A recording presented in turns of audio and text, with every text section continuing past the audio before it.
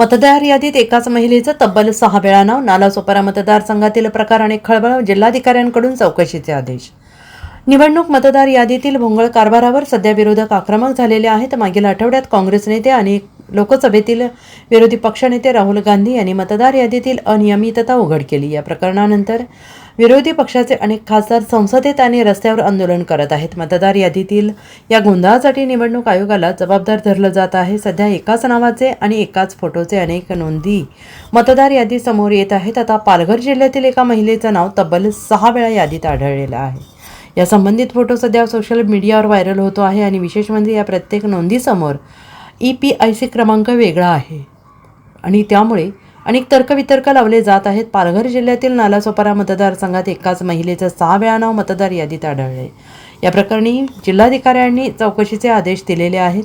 2024 विधानसभा निवडणुकीच्या मतदार यादीमध्ये पालघर जिल्ह्यातील नालासोपारा विधानसभा मतदारसंघातील 39 वर्षीय महिलेचे एकच मतदारसंघामध्ये 6 वेळा नाव पाहायला मिळतं आहे. सर्वप्रथम मी हे स्पष्ट करू इच्छितो, हा घोळ वगैरे नाहीये.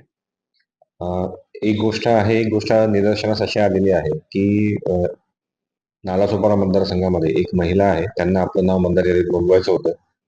त्यांना असं वाटलं की मतदार यादीत ऑनलाईन पद्धतीने नाव नोंदवलं की लगेच कार्ड आपल्याला मिळेल, मतदान कार्ड मिळेल आणि त्यांनी ते नाव नोंदवलं, पण मतदान कार्ड लगेच मिळत नाही हे त्यांच्या लक्षात नाही आलं. त्यामुळे गैरसमज होऊन त्यांनी परत जो आपला फॉर्म जो आहे तो पुन्हा भरला आणि असा त्यांनी 6 वेळा फॉर्म भरला. कार्ड येत नाही ह्यासाठी गैरसमज होऊन, आणि अशा पद्धतीने त्यांचं नाव जे आहे ते 6 वेळा नोंदवलं गेलेलं आहे. आता ही बाब निदर्शनास आल्यानंतर त्यांच्या ह्याची पडताळणी केलेली आहे आणि विहित पद्धतीने फॉर्म 7 जो असतो नाव वगळण्याचा, तो त्यांच्याकडून भरून घेतलेला आहे आणि त्याच्यानुसार पुढची कारवाई आम्ही करत आहोत. त्यांचं नाव, बाकीची जी नावं आहेत 5, ती नावं रद्द करण्याची किंवा वगळण्याची जी कारवाई आहे ती कारवाई संबंधित जे मतदार नोंदणी अधिकारी आहेत ते करत आहेत.